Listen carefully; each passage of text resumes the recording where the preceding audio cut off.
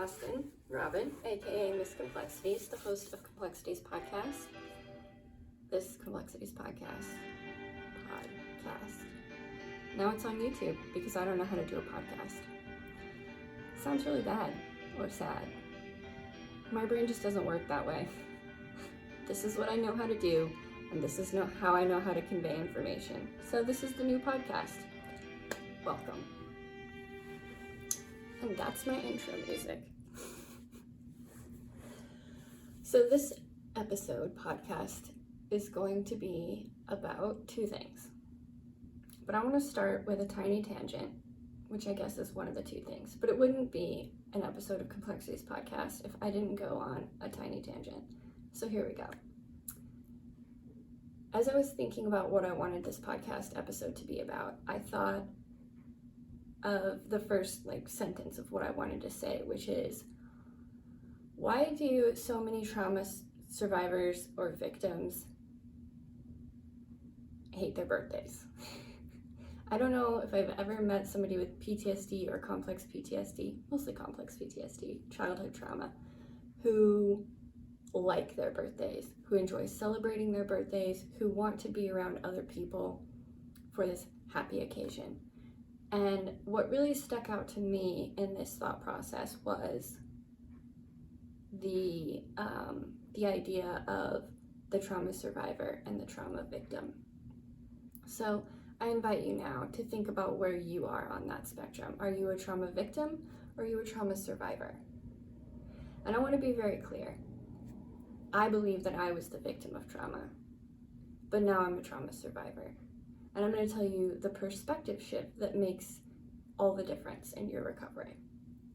So as a trauma victim, none of us asked to be abused, especially of children. None of us were bad children that deserved to be treated the way that we were. Nobody asks to be abused. Nobody deserves to be abused. Everyone deserves to be treated fair and equal and healthy. So, yes, I agree that we are victims of trauma. But you see, the wording is very distinct. Victims of trauma. Whereas I would never say that I'm a trauma victim. Because that takes away my personal power. That gives my power to this idea that I'm a victim. So, a victim of trauma means and gives the power to me, saying that, no, I didn't deserve these things. Those are the things that happened to me. And now I'm a trauma survivor. So the perspective shift has to be a choice. And I see it so much on social media. I've been on Instagram talking about complex PTSD for 2.5 years now, since I started the podcast, really. And I follow a lot of other people who are talking about mental health and specifically complex PTSD. So I see two types of people. I see the people who are responding to these things that are posted. Full disclosure, I only follow people who are putting out positive content because I don't have room in my life for anybody else's negativity. I got my own negativity. I don't need anybody else's. So I see people putting out positive content about complex PTSD to raise awareness, to motivate, to uplift, and to help people connect. And in the comments, there's always two types of people. There's the people who are so in their victimhood that they can't take in the support or the positivity or any hope. And I've been there. That's a really shitty place. I've been there literally the last time I was in the mental hospital, which is almost 4 years ago. 2 weeks is going to be 4 years since I checked myself into the mental hospital the second time. And when I went in because I was so broken. I was so in the victim mindset that I didn't think that I could live in the real world. I didn't believe that, I believed that my family had destroyed my brain so much with their lies, their betrayal, their psychological and emotional abuse, the neglect, the abandonment.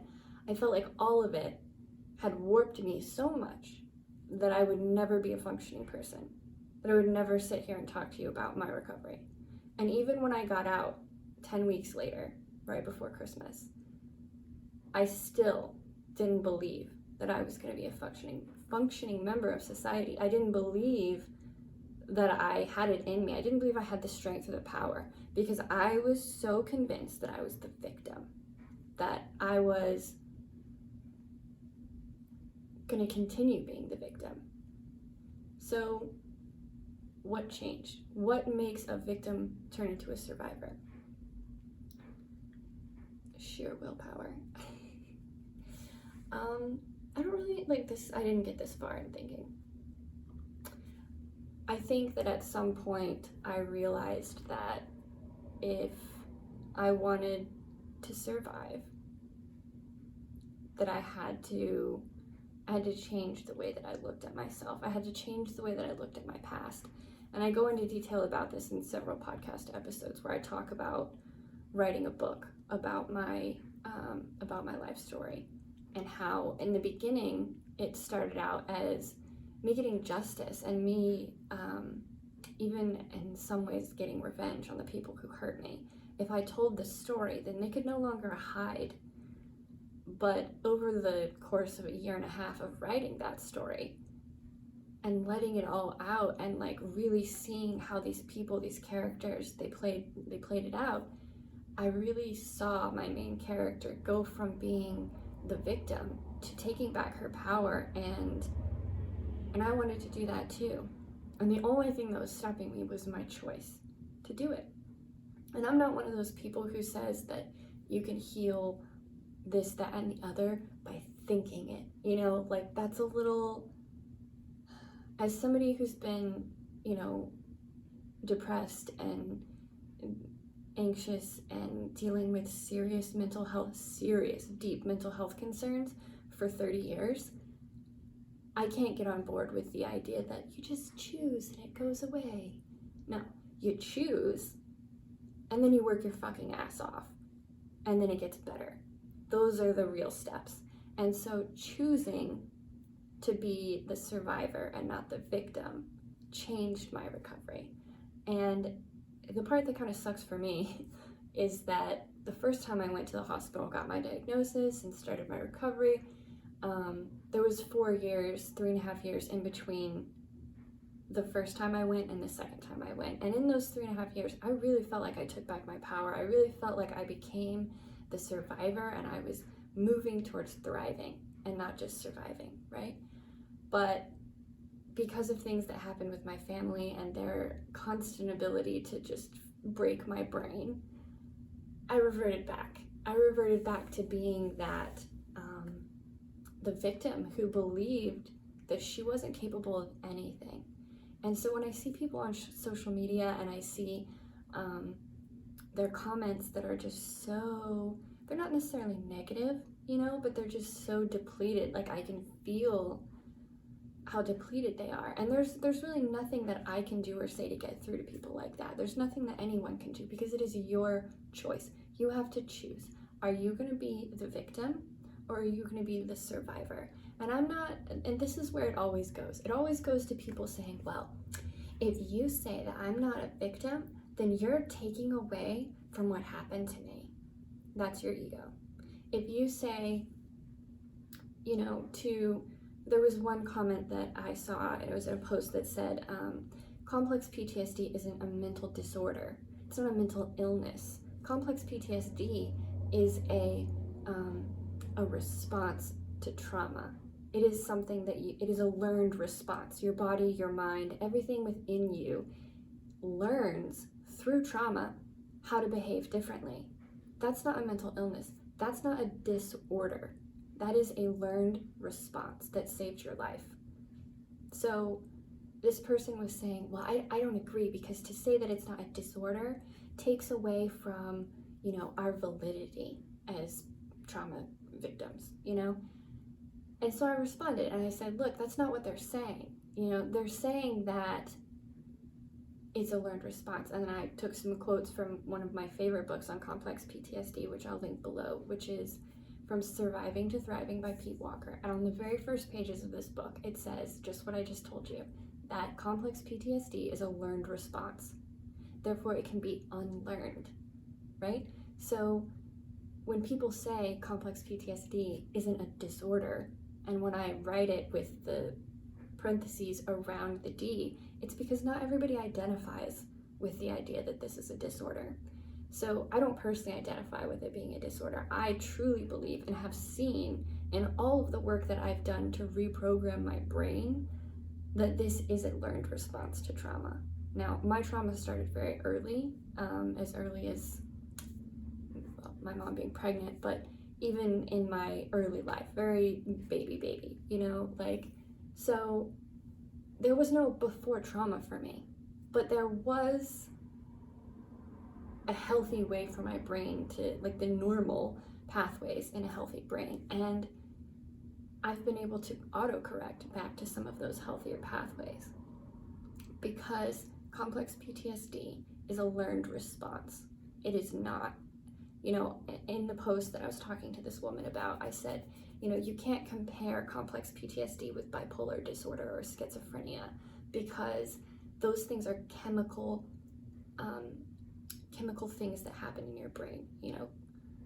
Bipolar disorder is a chemical reaction that happens in your brain. Complex PTSD does involve a lot of chemicals, but it is a learned response. It is a learned reaction to trauma. So when you're saying that I'm the victim of trauma, you're just perpetuating your own abuse cycle. When you're saying I'm the victim of trauma, then you're just, to be blunt, you're preventing your own recovery. Until you decide that you're a survivor of trauma, that you're a survivor, you're not going to progress. I mean, you may make steps, but if you hold on to this idea that I'm the victim and I was a victim, yes, you were a victim. So many parts of my recovery have been these 3 steps: recognize, validate, move the fuck on. Okay? And that's exactly what happens when you recognize that you are a trauma victim. So for me, at 25, I went into the mental hospital. I checked myself into an eating disorder clinic at McLean Hospital in Massachusetts. And they told me, you have PTSD, you were abused and neglected and abandoned. And I was like, what the fuck are you talking about?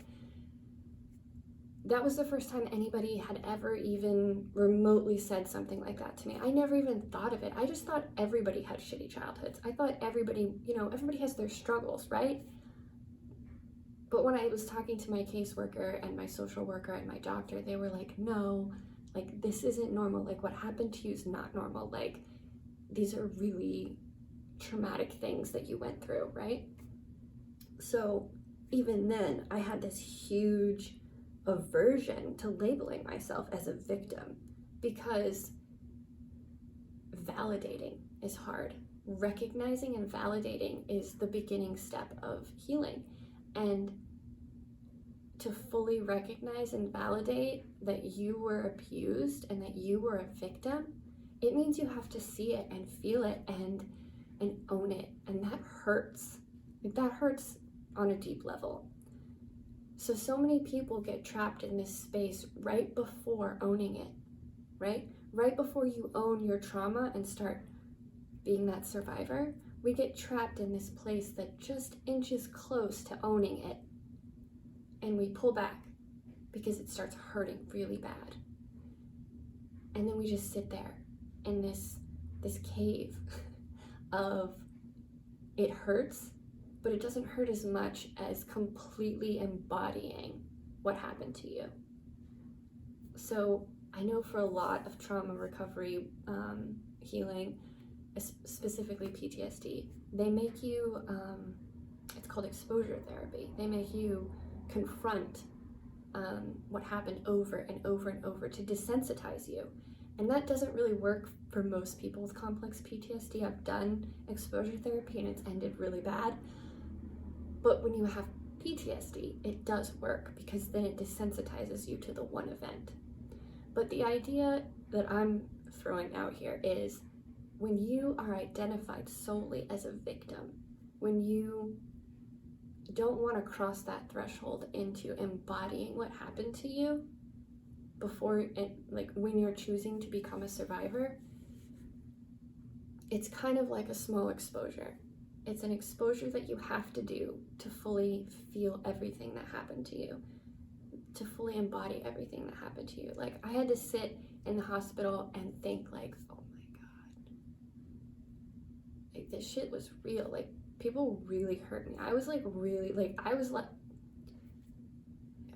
a logical brain versus my complex PTSD brain. I thought everybody just left their kids alone for, you know, all evening and afternoon and all night, you know, like I didn't know what anybody else's life was like. So to think about it and to hear what other people's experiences were, and then to become a parent on my own and see how differently I parented my kids versus what I was raised with, it really showed me. It showed and opened up all of that trauma. And that's where so many people get trapped, because it hurts. You don't want to just keep walking through that. But if you don't walk through it, if you don't recognize and validate, then you get trapped in victimhood. So if you're struggling in your recovery, if you're new to your diagnosis, if you are a trauma victim, really think about how you can validate and recognize what happened to you. It doesn't matter how long it takes.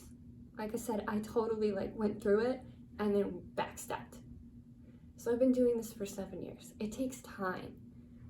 But when you validate and when you recognize, that is when real healing can happen. And a lot of people get hung up on the move on part. You know, I'm not saying that you, I'll use myself as an example.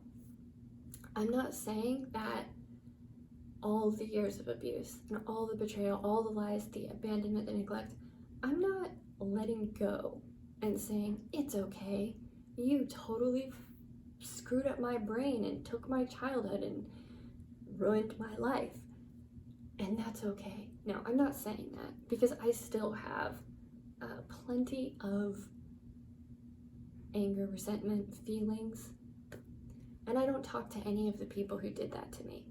So nobody got off scot-free. It's not like I just let go and moved on and now me and my whole abusive family walk through fields of flowers. No, it's not like that, right? But what it is like is I decided I wanted to be a survivor. And so I validated, I recognized, and I moved on with my life. And that looks like me cutting out the toxic people. That looks like me raising awareness and making content and talking to other trauma survivors and helping them get through the things that I got through, or sitting with them or just talking to them. You know, I don't have all the answers, but I get it, and I've been there, and maybe I'm going there, and we can sit in that space together. Those are empowering things to do in your recovery. Whereas sitting in your victimhood and thinking about all the wrongs that were done to you, that's not empowerment. That's victimhood. So there's survivorship and victimhood, and you have to really decide which one you are and which one you want to be.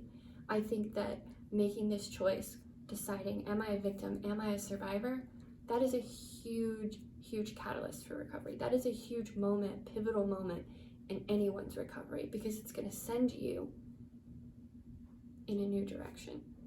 You know, if you're not ready to step out of being a victim, then that's totally fine.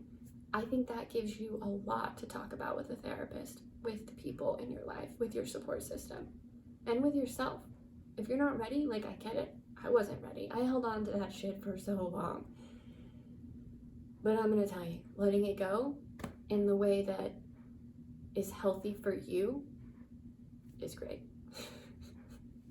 So, tiny tangent over.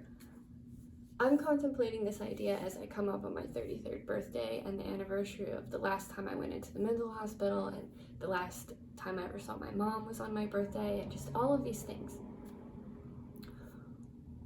why do so many trauma survivors and people with trauma backgrounds, why do we all hate our birthday so much?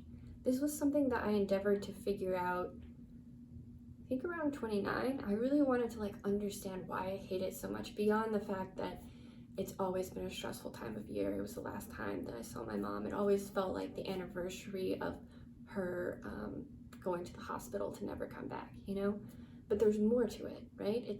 There's a lot of self-worth wrapped up in it, and self-doubt and self-hate. And as my partner has said to me, I was an accident. My parents didn't want to have me, and I don't want to celebrate coming into a world that I wasn't wanted in. Clearly he had some issues in his childhood, but that's how he still feels. And that's fine, because at least he's recognizing it and he's taking the time to validate that feeling. It's a terrible place to be, and I hate that he looks at it that way, because I want to get him a birthday present. I wanted to, bake something for him, but he truly feels like he wasn't supposed to come here. He wasn't wanted, and the anniversary of his birth is just this horrible day. So I'm interested to hear what your thoughts are on your birthday. And I'm not saying every person with a trauma background hates their birthday. Maybe you don't. Maybe you have absolutely no trauma around your birthday, and that's great. But for so many people that I know, it is a very difficult time of year. And I'm going to share a couple things that I like to do, and then I really want to hear what you guys think. Is it a hard time for you? What do you do to make it less terrible? So for me, I try to make it positive. I try to make it enjoyable, where I buy myself exactly what I want. I don't go crazy, but I buy myself exactly what I want. That way I don't have to depend on anyone else, which was a big part of my childhood. I was let down a lot. And then I spend most of the day by myself, and I spend it doing things that I love. That way, again, I don't have to depend on anyone else to validate me. I spend it validating myself. And I usually find some rituals, or so I have this book. It's called, link it below, it's called Moon Spells. And it has a birthday spell, and it's a wonderful spell for all those of you who are interested in spellcraft. I love it. I love doing a birthday spell, because it just really, it gives you that time to address yourself. And I think that's what birthdays should be about. They're not about cake, they're not about presents, they're not about how many people come to your house or you go somewhere fancy. It's about you recognizing and validating your life and your worthiness to be here. And so that's really what I try to do. I try to recognize myself, validate myself, and remember and own the worthiness that I have to be here again. Now, this year was very hard. I did have a lot of depression in August, and I think it's still August. It's almost September. My birthday is in 2 weeks.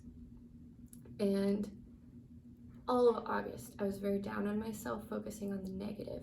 And so over the last couple of days, I put together, I put together a list of all the things I wasn't happy about where I am in my life. But then I followed that up with a list of the things that I'm proud of that I did this year. The things that I did that changed my life, that were so deeply meaningful that I'm never going to forget them.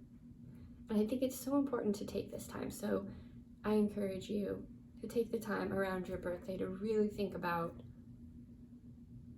what have you done in the last year that was important to you? What are you proud of doing? What did you do this year that honored who you are and gave you the power? What made you the survivor this year? And that's it. Thank you for watching and sticking out another episode of ComplexTieS podcast. I'm going to link the books I talked about below.